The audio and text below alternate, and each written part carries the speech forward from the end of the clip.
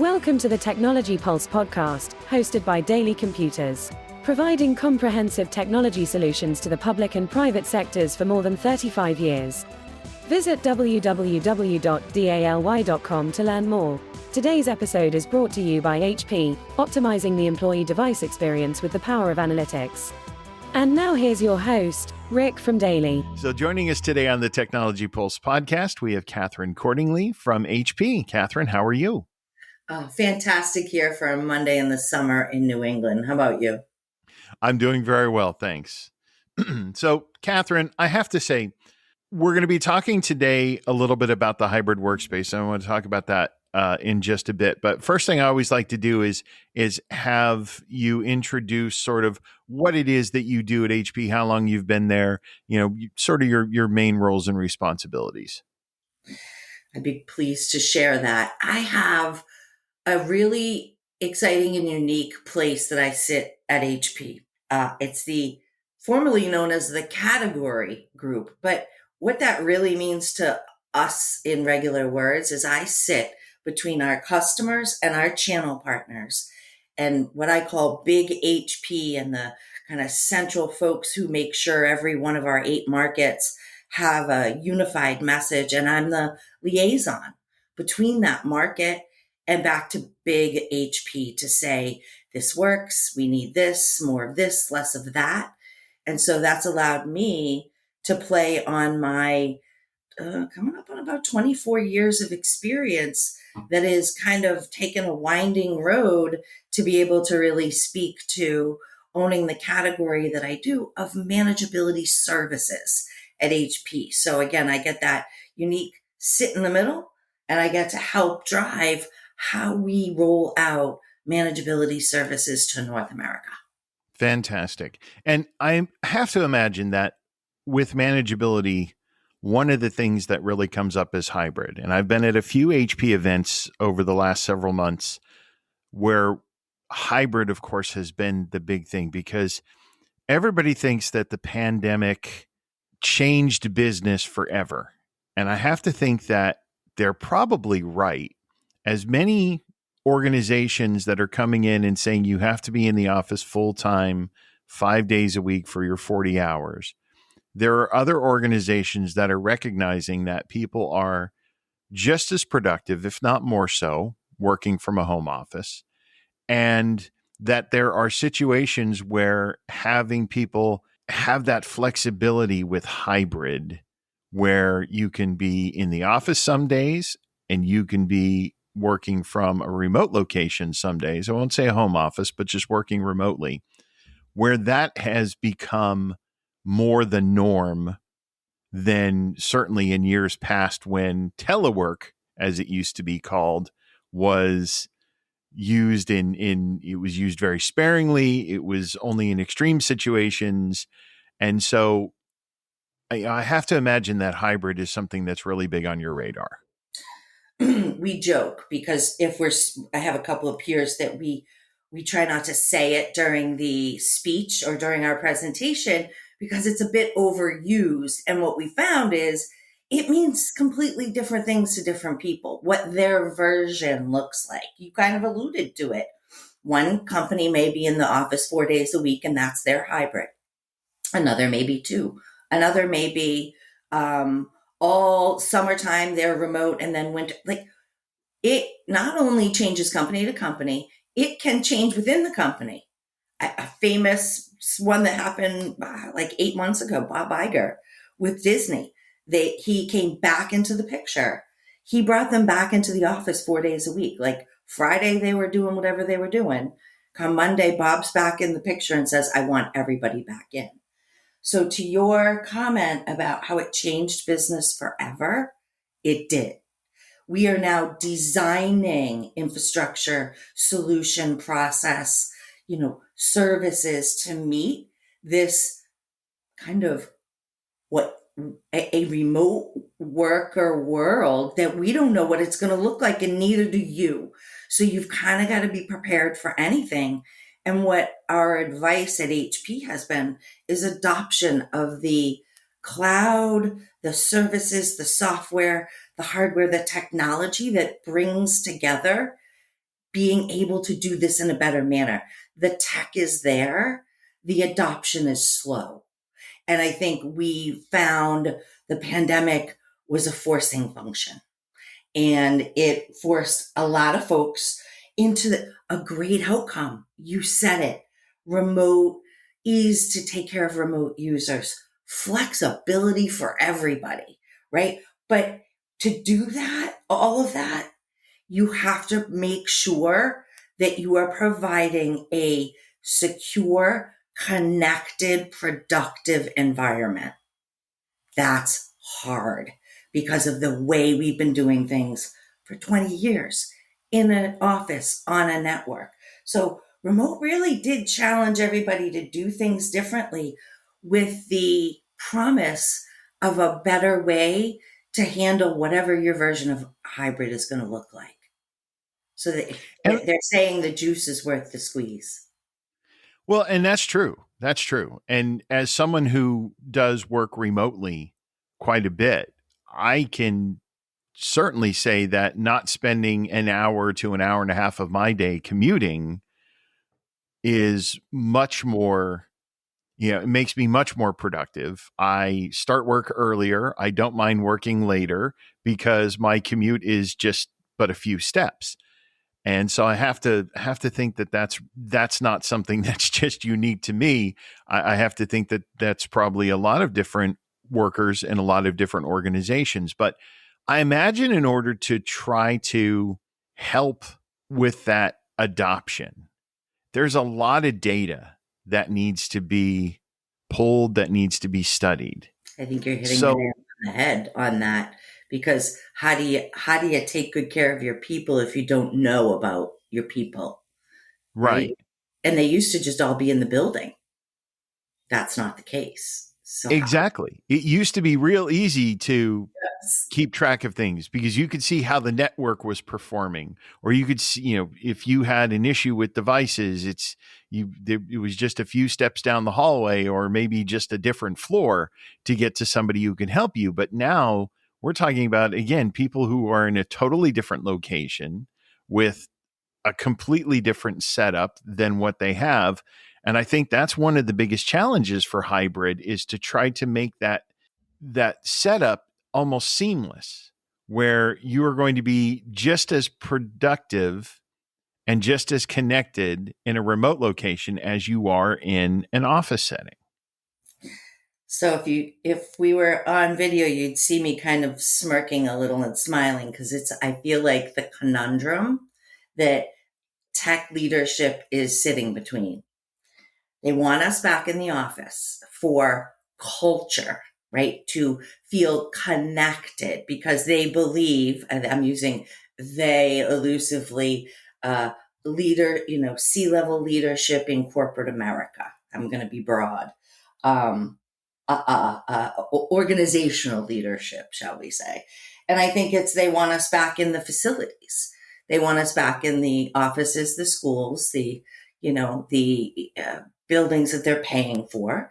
And they also want us to feel connected. But you then went on to say another really interesting thing that is the friction point. A lot of us are set up better here at home than we would ever be at the office. And so I've got this, besides the other kind of more, I don't know, operational or tactical reasons that it makes it a lot easier to work from home. I would say that there is a setup situation. I don't have this setup that I have here if I was to try to drive an hour to, say, a Boston office. And you get there, and then they're trying to figure out, well, what should that setup look like? And how often are they coming in? So there's this real, we have it all, right? HP's, what's cool is that we've got from, when we got HyperX and some of the great headsets and microphones, Poly and the amazing headsets and audio that they do, through the notebooks, we've gotcha. But I think the hard part is defining and designing your version of what hybrid should look like. So I think you kind of, the hook is the data around your endpoints. and what your actual end users feel, need, and want, and to be able to measure that. And one of the buzz terms that I hear, and it completely amazed me, I hear the term telemetry. And immediately when I hear the term telemetry, I go to Matt Damon wandering around on Mars by himself. I go immediately to the science fiction movies, anything having to do with NASA, because they always talk about telemetry. And I sit there and I've never understood really what telemetry is, but I hear that it's something that's really important as you're, again, trying to look at all of this information and make these types of decisions. So what is telemetry in your definition, and what role does it play in what you do? It's really interesting that the example that you chose for telemetry is a great start when I explain that telemetry is actually not new. Maybe newer to us in the technology space. I'll talk about that in a moment. But think, and in The Martian, he was trying to build a garden, if I remember. So telemetry was about, and so think farming, even here in the United States, the vast amount of land and sensors, and the use of those sensors to take data points from a remote and distributed location, bring them up into a central location, these days a cloud. Sometimes there's usually trends in analytics, but as a result of AI and machine learning, depend again where you hold all your data points. But telemetry is that feed of data that comes from an endpoint that comes back to a central location so that I can make better decisions about what's happening at that endpoint. That's a high level definition of kind of whether it's manufacturing, farming, space, doesn't matter. That's the general idea of what telemetry does. In technology, the adoption is at about, per June this year, we spent time with the TSIA organization. And it was nice because they validated what we at HP know. And it's that telemetry in technology is becoming very important, about 30% adoption. And when you say very important, my favorite example that I think really tells it is this.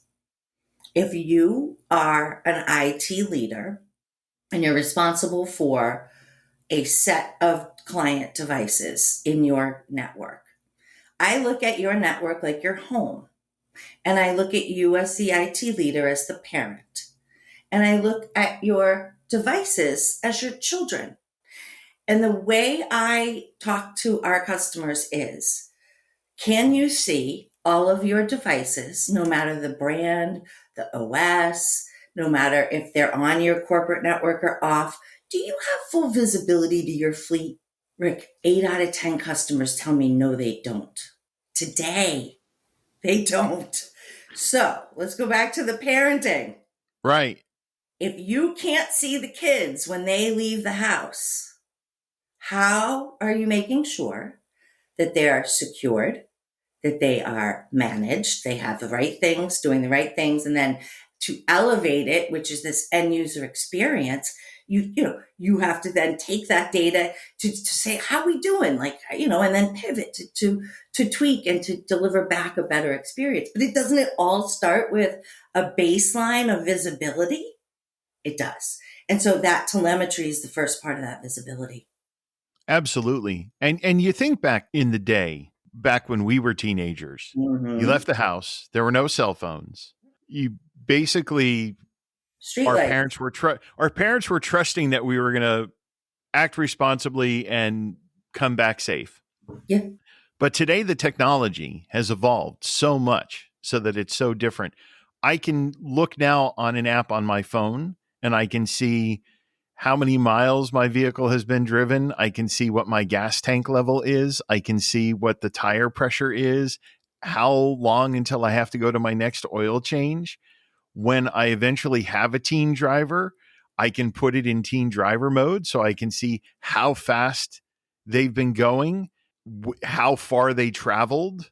Yeah. And And so, I mean, really putting it in that parent-child relationship, I think that's something that a lot of people can relate to, whether they have children or not, because we've Yeah, all been children exactly. and we've all snuck around and done things we weren't supposed to. Right. So really having that visibility, I think is key. So if you start the conversation with, do you have that visibility? 8 out of 10 folks are saying no, we've got a conversation. And so I started this conversation with you saying it's fun here at HP for me right now, because having sat side by side with IT folks whose job it was to choose the PCs, manage them, to be the parents to the PC and be responsible for care and feeding for the 4 years of that life, I know how much easier it is to do the job when you have tools and services that give you visibility like this. That's table stakes to me. At that point, to really, really answer your question about telemetry, then, when you have the data, you start to make some business decisions with it. You start to say, I think I could right size this set of devices because the utilization is telling me we're overutilized over here and I got to get them bigger machines. Or I see this group underutilized over here. Both CPU situations, maybe I make some switches. The data becomes your power to make real decisions based on proof in your organization. Or another one that if you've done this work for a long time, well, how are you thinking about rolling out the devices? Well, we have 3,000 devices. We'll probably do 1,000, 1,000, 1,000. Well, why? Well, it's because of the limitations of resources. They had to touch it. They had to actually build the image, which maybe there was so much manual work back in the day. Now there's sets of tools that can absolutely change the game for our customers and make it so that they can deliver quickly out to the market, all of which makes them happier, makes a happier end user, because that is actually part of the goal now. So, modern management is still a big buzzword and push, but this understanding of our end users and their experience and their happiness, because some of this actually ties to stress levels, right? And if they're unhappy and their stress is high, that's higher, healthcare costs for that employee. There's kind of some strange ripple that one might not realize upon first thinking about what this kind of telemetry data can feed you as a business leader to do a better job. That's what I like about it. It empowers our leaders.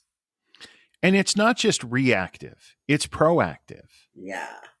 Because you're able to see what has happened, and then you're able to use that data to say, and this is what very likely will happen going forward.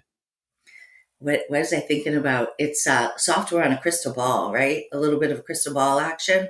We joke we don't have that. Well, in the hardware world, there's some unique features that HP's brought to the market using this telemetry in some of our services. And frankly, we're a bit ahead of the game in terms of kind of general, I'd say, in the OEM space and adoption and usage among more than one service of a telemetry of this nature. But the idea is that we can really help the customer get a sense, no matter where their customer sits, they can get a sense of what's happening and not only see that, but see, oh my gosh, something looks sick, right? Battery, that's a big one. So HP can exclusively tell you on your HP device that your battery is going to die 4 to 6 weeks in advance of it. It's going to die. And let's give it a use case of how it has flipped the script. So again, for years when I sold devices, we always sold next business day warranty care pack. Great. Breaks piece, if my battery dies today, tomorrow I've got to, call, and then the process begins for me to get the battery. with the way telemetry works, IT says to me in a pop-up a month ago, Kathryn, your device, your battery is going to die. Are you okay if we send the tech out to your house at 123 Main Street to go ahead and get that fixed? Can you see how that didn't even disrupt my world? It didn't make a fire drill for anybody. That experience to take data and get ahead so that I can stay productive, that's the utopia. And then I'm certain that there are organizations out there that, again, are still on the fence or don't understand the power of the data that they could be getting, whether it's to adopt more remote policies or to tweak the remote policies or even to implement the remote policies. You're right. You're right. I think what I've learned is that we know change is difficult for human beings. And for those folks who have been doing the building and deploying and caring and feeding is the best term I have for PCs in a market, they've been doing it the same way for a really long time. And the tools and services and infrastructure available to us is new and exciting and great. It is taking time to absorb and adopt the full gamut of what all of that can do for us. So I think, Rick, there's some hesitation not to not want to do it, but almost sometimes how to do it. And when I say it, the idea of this kind of full cloud adoption from the way we've been doing things for a long time is overwhelming for folks. So what we found here at HP, I found folks usually in a couple of different places. Hey, we could use some help, some collaboration, some workshopping with you. You've seen a lot over the last 3 years of best practices. We see a lot of that. But then I see on the other side, I think we've got ourselves sorted. What do you have tactical that we could get going right now and really and that's where that telemetry and some of the services quick to be able to turn on in the environment, quick because it goes across all different devices. One of the services using telemetry is called Proactive Insights, and that is across all different kinds of PCs beyond just HP, because we know you've got a mixed environment and you as parents need to see all the children. And really, if I was to kind of sum up the need for organizations at a very baseline level, they need that visibility. Where you can go with that is wonderful. You can support better. You can buy your PCs better. You can have a better employee or student or end user experience. But it all starts with that visibility. And if you don't have that, you're really going to be struggling in the remote world. And obviously that's something that any organization out there can contact DALY. We can pull you in as needed. Absolutely. And really have those conversations, because I think that's what a lot of people need. Is it needs to start with the conversation. Yeah. It's about what you're struggling with. That is usually pretty universal these days, but honing in on what your version of solving for it looks like and how you can adopt this really quick to stand up kind of technology that's growing 30% and growing right now. So you're right along with the trend. And not only is it a trend for you folks as IT leaders, it's going to help you. It's going to empower you and make you do your job better. And so I welcome conversations with the DALY customers and crew. Perfect. Kathryn, have we forgotten anything? I don't think so. For this topic, Rick, I know we could go for hours on technology, but this really summed us up nicely. Get some visibility to help do a better job of making sure you've got delighted end users. Excellent. Thank you, Kathryn. We really appreciate having you on the Technology Pulse podcast. Look forward to that next conversation that we're going to have, because like you said, we could talk about this for hours. So certainly want to have you back in the future. This was a pleasure. I appreciate the invitation. I'll look forward to the next one. Thank you for listening to the Technology Pulse podcast produced by DALY. Before we go, we would like to remind you of a few legal considerations. The views and opinions expressed in this podcast are solely those of the host and guest and do not necessarily reflect the views or opinions of DALY or its leadership.